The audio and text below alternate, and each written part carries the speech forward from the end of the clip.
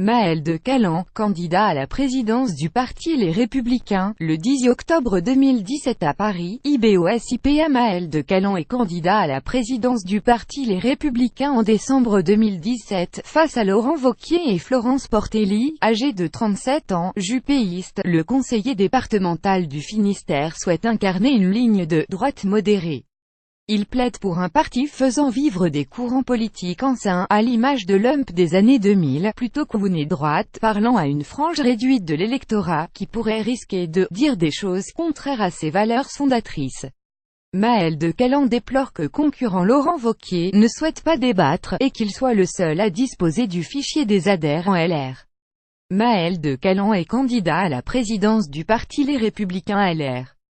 Ses concurrents s'appellent Florence Portelli et Laurent Wauquiez, favoris du scrutin de décembre 2017. Incarnant une droite modérée, fidèle à Alain Juppé, Maël de Caland reconnaît être minoritaire en vue de cette élection, mais pense déjà à la suite pour faire vivre cette ligne au sein du parti. Car, estimait-il, si la droite veut tout de suite et à tout prix se récréer un espace politique, elle va dire des choses contraires à ses valeurs fondatrices. La droitisation de la droite représente-t-elle l'alpha et l'oméga de cette campagne? C'est l'une des questions centrales du débat. Les Républicains vont-ils rester fidèles à leur ADN libéral européen, réformateur, représenter une droite de gouvernement comme je le souhaite ou verser dans une droite des slogans, contestataires, clivante, eurosceptique, souverainiste sur le plan économique? Nos alliés à la droite de la droite, ou plutôt au centre, comme je le pense? Vous craignez que Laurent Wauquiez soit le Benoît Hamon de la droite. Seriez-vous le Manuel Valls du parti? À gauche comme à droite, il y a une culture de la contestation et une culture de gouvernement. Il y a ceux qui tournent en boucle autour de slogans simplistes et radicaux, et ceux qui cherchent des solutions. Quand je compare Laurent Wauquiez à Benoît Hamon, c'est pour signaler que, si l'on se referme autour d'un cœur de plus en plus restreint de doctrine et d'électeurs, si l'on se coupe de ses alliés, on se condamne à la défaite. Si je suis minoritaire au sein des adhérents, et il reste 1 mois et demi de campagne pour l'être de moins en moins. Comme Édouard Philippe, vous êtes juppéiste. S'il vous appelle, vous le rejoignez. Je n'ai pas d'échange politique avec Édouard Philippe depuis qu'il est entré au gouvernement. On a des idées en commun mais on a fait des choix stratégiques différents. Lui pense plus utile de peser sur le programme et la politique d'Emmanuel Macron en y participant. Moi, j'estime que les différences sont plus importantes que ce qui nous rapproche. C'est pourquoi je suis dans l'opposition. Pourriez-vous rejoindre Édouard Philippe le 18 décembre? Ce n'est pas envisagé, plus grand que à lire aussi présidence Les Républicains. Maël de Caland sera bien candidate. Valérie Pécresse a dit qu'elle envisageait de quitter LR si Laurent Wauquiez est élu. Vous feriez de même? Je ne le souhaite pas. Je suis candidat à la présidence du parti, ce n'est pas pour le quitter ensuite. Si Laurent Wauquiez gagne, notre objectif sera de chercher à peser sur la ligne politique des Républicains. Bien sûr, je pense comme Valérie Pécresse que si cette ligne devenait eurosceptique ou socialiste sur le plan économique, je ne pourrais plus rester. Mais je pense qu'on peut l'éviter. Laurent Wauquiez refuse un débat télé pour en organiser un, devant les militants. Comment le recevez-vous? C'est une grosse erreur car on doit ce débat à nos 235 000 adhérents, et la télé est le seul moyen de nous adresser à eux. On le doit aussi à tous les électeurs de la droite et du centre. Si l'on pense que cette élection doit être la première étape de la refondation de la droite, et que les Républicains doivent rester le grand parti de la droite et du centre, nos idées et nos stratégies intéressent tous ces électeurs. Laurent Wauquiez craint l'exacerbation des tensions avec un débat télé.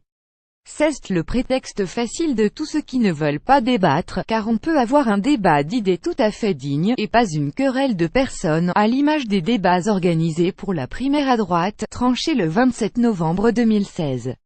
Laurent Wauquiez ne veut pas débattre et ce n'est pas un bon signe quand on veut présider un grand parti. Si l'on nie nos différences idéologiques et stratégiques, on condamne les Républicains à l'explosion.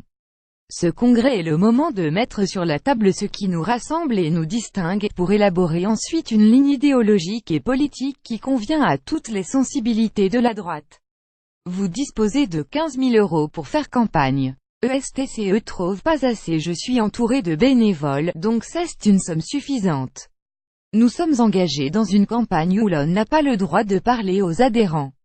Seul Laurent Wauquiez a accès aux fichiers des Républicains. Je demande à pouvoir nous battre à armes égales, à pouvoir parler à tous.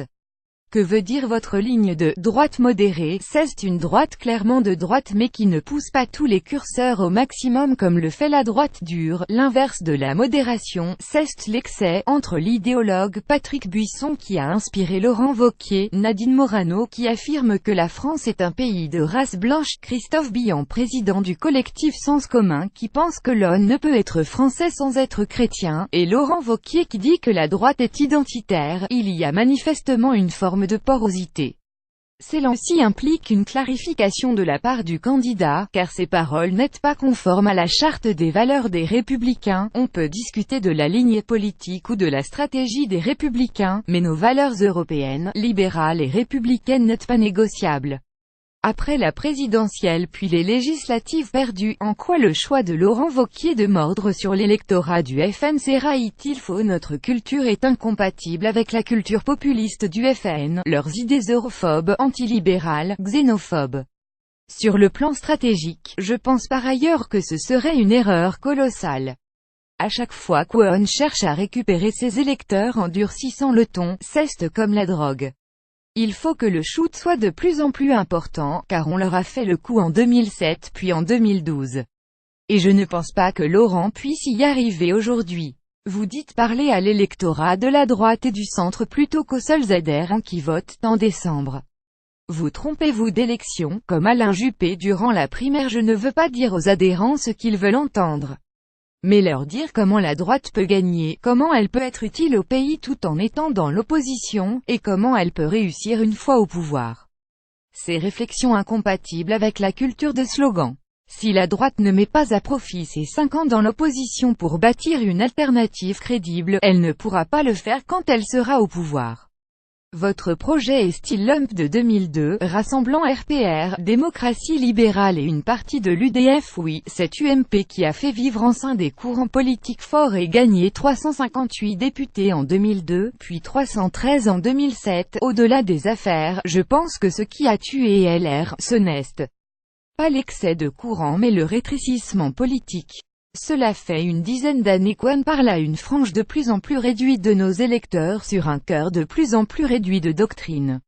Quand on rétrécit discours, on rétrécit score. Moi, j'ai envie d'ouvrir les prochaines élections dans 2 ans, la présidentielle dans 5 ans. On a le temps. Si la droite veut tout de suite et à tout prix se récréer un espace politique, elle va dire des choses contraires à ses valeurs fondatrices. Plus grand que à lire aussi présidence des Républicains. Le jeune juppéiste Maël de Calan officialise sa candidature. Vous pensez au coup d'après. Votre candidature est-elle un tremplin pour de nouvelles fonctions? Les fonctions, je les cherche plutôt dans le secteur privé dans lequel j'ai toujours travaillé. Cette élection n'est pas la bonne occasion de me faire connaître, car j'aurais été heureux de soutenir Xavier Bertrand ou Valérie Pécresse s'il avait été candidat. Je souhaite structurer, avec d'autres, le courant européen et libéral au sein de l'ER. Notre travail est de convaincre les adhérents que le choix de décembre est important pour l'histoire de la droite pour les 5 prochaines années. Cette histoire s'organisera différemment si les idées de la droite contestataire pèsent 45 ou 75%. En décembre, on va voir combien on pèse, et ce sera une base de départ pour être ensuite plus nombreux. Vous vous êtes alors sacrifié pour être candidat? Non, être candidat un choix délibéré. Et je serai plus heureux si mes idées sont majoritaires au prochain congrès.